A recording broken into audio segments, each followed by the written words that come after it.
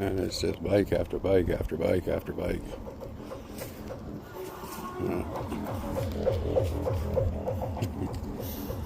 It's definitely not a walking trail. Oh, I think it's this trail, Coop. Let's go through here.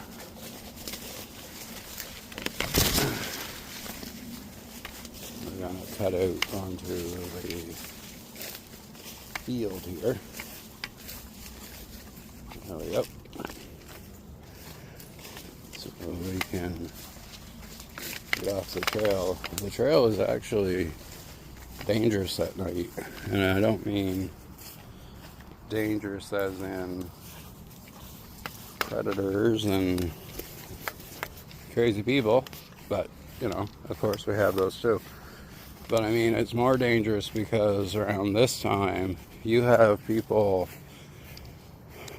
going like 30 mile an hour on bikes with no lights, and the electric bikes, you can't even hear them, and then zoom, one goes by you and they just barely miss you. And when you got a dog with you, it's just lucky that they don't run over your dog. So between 6 and 11 or so in the evening, it's well, I should say more like 9 to 11 in the evening can be a little dangerous if you're walking with a dog.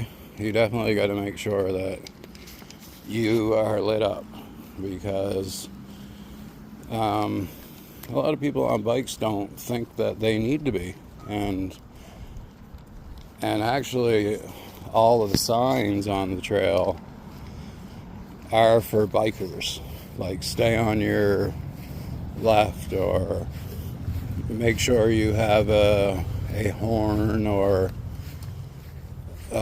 make sure you have a light,